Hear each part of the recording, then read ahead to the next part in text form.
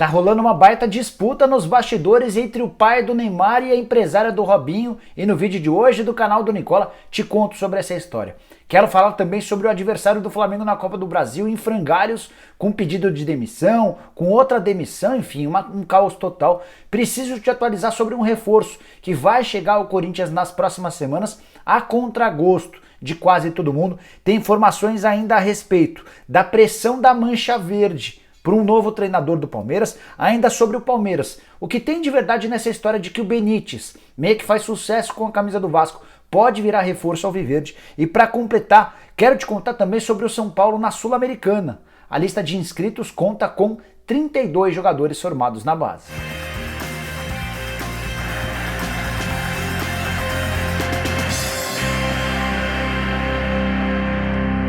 Fala aí pessoal, sou o Jorge Nicola, bem-vindos a mais um vídeo do canal, bem legal ter vocês por aqui. E antes de contar todas as informações que eu prometi agora há pouco, queria pedir para você assistir ao vídeo até o final. Se curtir, não esqueça de dar like e de se inscrever no canal, é só apertar esse botãozinho vermelho de inscreva-se. Depois de fazer esses pedidos, queria dar um toque bem importante.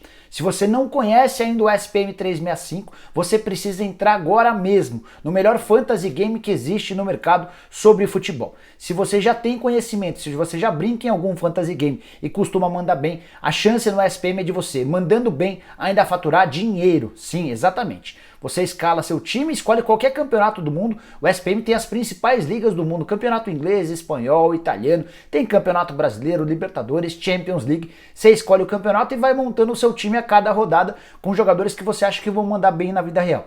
Se seu time for forte, fizer uma pontuação bacana, você vai ganhar prêmios em dinheiro. Curtiu, né? Então entre agora mesmo no SPM 365, eu vou deixar na descrição desse vídeo um link. Você vai clicar lá, cadastrar seus dados, validar todos eles e automaticamente já vai ganhar $10 para começar a brincar. E usando o cupom Nicola você ainda tem direito a mais $5. Olha que bacana, todo primeiro depósito seu tem $5 a mais.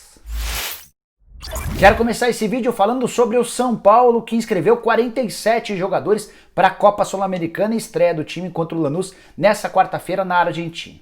Conmebol permite a inscrição de 50 atletas, o São Paulo mandou uma lista com 47 e o que mais chama a atenção é a presença de jogadores da base. São 32 atletas com passagem por Cotia, ou seja, dos 47, só 15 atletas não têm formação no São Paulo. São eles, os estrangeiros: Arboleda, Juanfran, Trellis, Rojas, uma das novidades, ele está em processo final de recuperação, mas já foi inscrito, além do Carneiro, uruguaio, que teve problemas com doping e está de volta.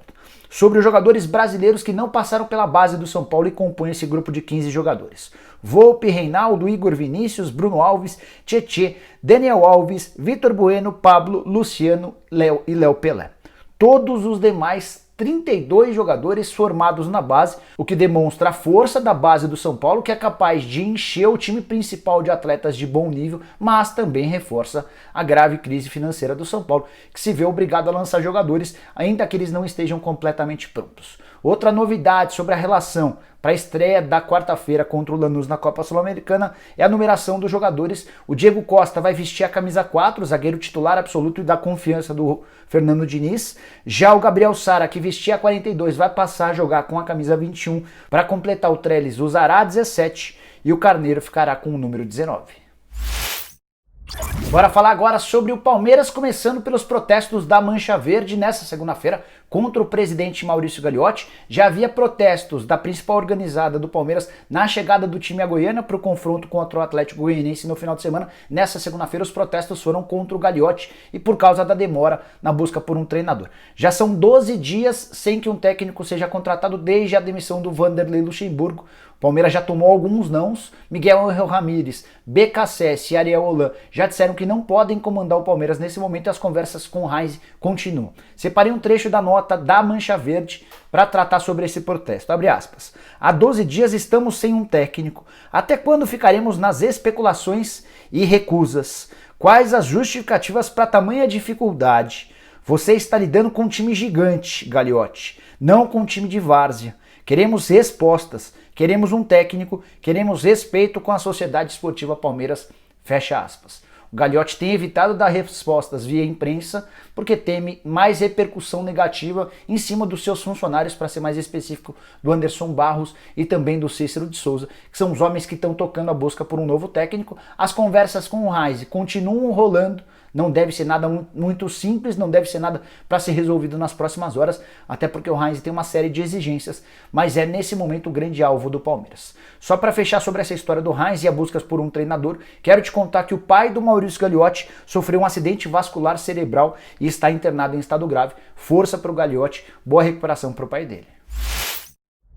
Depois de te contar sobre a busca do Palmeiras por um treinador, quero te dizer o que há de verdade na história que circulou nas redes sociais nas últimas horas, de que o Benítez, meia emprestado ao Vasco, contrato só até dezembro, interessa ao Palmeiras. O Palmeiras teria entrado na disputa com o Vasco para comprá-lo do Independente. Procurei um empresário que foi o responsável por trazer o Benítez por empréstimo ao Vasco da Gama nesse ano.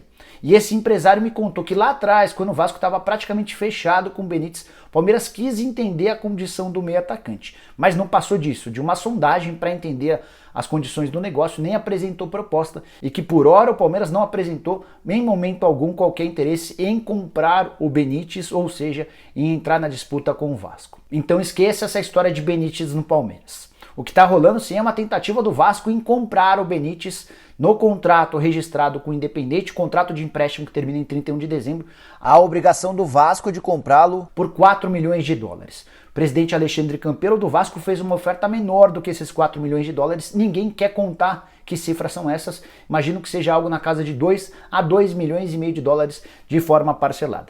O Independente tem feito o jogo duro, até porque alega ter várias outras propostas pelo Benítez. Turquia, Arábia Saudita e Rússia teriam interesse no jogador e já teriam feito propostas oficiais para levar o Benítez agora. Então o Vasco se vê numa situação até complicada. Se não conseguir chegar a um acordo com o Independente, pode perder o Benítez nas próximas semanas. Às 11 da manhã dessa terça-feira há um encontro, há uma reunião entre pessoas do Vasco, entre pessoas do Independente e representantes do Benítez para tentar chegar a um acordo em cima dessa primeira oferta feita pelo Vasco. Imagino que o Independente vai pedir mais em relação ao que o Vasco ofereceu, até porque garante já ter ofertas de 4 milhões de dólares. Não acho que essa novela termina tão cedo. Para finalizar os números do Benítez desde que foi contratado ao Vasco, 18 partidas disputadas, 2 gols marcados, é hoje o principal jogador do Cruz Maltino. Bora falar agora sobre o Atlético Paranaense, que será rival do Flamengo nas duas próximas quartas-feiras em jogos da Copa do Brasil, e não há momento pior para o Atlético Paranaense do que esse em muitos anos. Time na zona do rebaixamento, nos últimos 8 jogos são 3 empates e 5 derrotas, 18ª colocação na tabela de classificação do Campeonato Nacional, só 16 pontos ganhos em 17 jogos. E para completar, depois da demissão do Eduardo Barros, que era o técnico interino do Atlético Paranaense, nessa segunda-feira o Atlético comunicou a saída do Paulo André, que exercia o cargo de diretor executivo de futebol do Furacão já há algum tempo. Paulo André colocou o cargo à disposição, Petralha aceitou e comunicou a saída do dirigente. O que está acontecendo com o Atlético Paranaense? O elenco da temporada passada, que era excelente, era espetacular, garantiu, por exemplo, o título da Sul-Americana, foi totalmente desmanchado. Todos os jogadores mais importantes foram embora e o Atlético, apostando nos reforços para essa temporada, acabou dando com os burros na água. Quase nenhum dos reforços vingou, time bem mais fraco do que da temporada passada e com uma expectativa altíssima. O custo nem é dos mais altos, a folha salarial do Atlético gira na casa dos 4 milhões de reais, o teto salarial é de 150 mil. Alguns técnicos de renome também já passaram pelo Furacão recentemente, casos, por exemplo, do Dorival Júnior e o Paulo Autuori, que foi contratado recentemente para ocupar um cargo de gerente de futebol, se viu na obrigação de virar o técnico no lugar do Eduardo Barros. Para completar, quero dizer que o Atlético Paranaense ainda tem dado um azar danado nos sorteios. Na Copa do Brasil pegou o Flamengo, o melhor elenco do país. Na Libertadores da América pegou o River Plate, que se não tem o melhor elenco da América do Sul, fica atrás apenas do Flamengo. Por último, mas não menos importante, falando sobre o rubro-negro do Rio de Janeiro, Bruno Henrique, Diego Alves e também o Lázaro se juntaram à delegação nessa segunda-feira lá em Porto Alegre e serão reforços do time para a partida de quarta-feira. Diego Alves, que teve seu contrato renovado, se você quer o detalhe ou todos os detalhes desse acordo, gravei esse vídeo para você assistir. Bora falar agora sobre um reforço que chegará ao Corinthians em janeiro de 2021. Não sei se vai ter muito torcedor corintiano festejando a volta de Sornosa, meio equatoriano, que faz até uma boa temporada com a camisa da LDU, a LDU que é um dos times nas oitavas de final da Libertadores. Ele é titular absoluto por lá, registra números razoáveis para bons 22 jogos com 4 gols marcados. A LDU até gostaria de ficar com o Sornosa, mas já comunicou ao Corinthians de forma oficial que por conta da pandemia do coronavírus não terá dinheiro para adquirir o Sornosa em definitivo, então o Corinthians já sabe que terá o retorno do equatoriano. Nesse exato momento, por causa do enorme número de estrangeiros, se o Sornosa voltar, não vai ter nem espaço possivelmente para ser relacionado, e é um jogador com custo relativamente alto, salário na casa dos R$500 mil por mês. Na passagem pelo Corinthians, o Sornosa teve bons números em assistências. Foram 11 assistências em 32 partidas, marcou um único gol, isso que pegou muito mal para o Sornosa. Era um cara da bola parada, das faltas e dos escanteios, muito pouco para alguém que tinha a capacidade ou tinha sido contratado para ser o meio armador do time. Para fechar, preciso te falar que o contrato do Sornosa com o Corinthians só termina em dezembro de 2022, ou seja, se não for utilizá-lo, o novo presidente do Corinthians ainda vai ter de buscar um outro clube para o Sornosa. Quero fechar o vídeo falando a respeito de uma queda de braços importante nos bastidores entre o pai do Neymar, o seu Neymar, e a empresária e a advogada do Robinho, a Marisa Aligia. Antes de te contar essa história, primeiro preciso contextualizar que a relação entre Robinho e Neymar segue muito boa. Recentemente, quando o Robinho foi contratado pelo Santos e virou alvo de todas as críticas do mundo por causa da condenação na Itália, o Neymar postou direto da França uma mensagem de apoio ao Robinho, dizendo que estava muito feliz pela volta do Rei das Pedaladas à Vila Belmiro. Então a relação entre os jogadores segue muito bacana, segue as mil maravilhas. Mas o pai do Neymar está de olho em algumas das promessas do Santos que pertencem ou pertenciam a Marisa Aligia. É óbvio que por ser a representante do Robinho, a Marisa conseguiu entrada, acesso a vários jogadores extremamente importantes e promessas da base do Santos. Um deles, o Marcos Leonardo, que já está no time profissional já há algum tempo, tem 17 anos de idade, 9 partidas pelo time de cima e 2 gols marcados, um desses gols na Libertadores da América contra o Defensa e Justiça. Ele tinha contrato com a Marisa Aligia e decidiu rescindir o contrato, virou alvo de um verdadeiro leilão. Vários empresários grandes do futebol brasileiro o procuraram recentemente oferecendo dinheiro para que possam passar a agenciado. Um dos interessados é justamente o pai do Neymar, que há algum tempo se transformou num empresário, tem buscado jogadores jovens e promissores no Brasil para levar para a Europa. E o mais novo xodó das categorias de base do Santos é o Ângelo. Cheguei a contar para você em primeira mão aqui no canal do Nicola que o menino de 15 anos de idade, repito, menino de 15 anos de idade que atua como atacante, havia encantado o Cuca e seria promovido ao time principal. Isso aconteceu na última semana. Ele inclusive estreou no final de semana da derrota pro Fluminense. Pois saiba que o Ângelo, que também é empresariado, representado pela Marisa Aligia, passou a ser assediado por vários empresários, entre eles o pai do Neymar. Antes de gravar o vídeo, conversei com pessoas que trabalham para a Marisa e essas pessoas garantiram que o pai do Ângelo está muito seguro, está dizendo para todo mundo que não vai tirar a representação da Marisa. O pai do Ângelo se chama Elismar e diz que confia 100% na advogada e representante dele e também do Robinho. É importante contar que na quinta-feira da semana passada o Santos conseguiu uma prorrogação. Para falar a verdade, não foi uma prorrogação, foi um pré-contrato com o Ângelo. Tudo para que ele possa, a partir do momento em que completar 16 anos, passar a ter um contrato profissional. Antes dos 16 anos, você não pode assinar um contrato profissional com qualquer atleta. Ou seja, o Ângelo, mesmo jogando no time principal, mesmo já tendo sido utilizado em alguns minutos contra o Fluminense, ainda não tem um contrato profissional, tudo porque tem 15 anos de idade.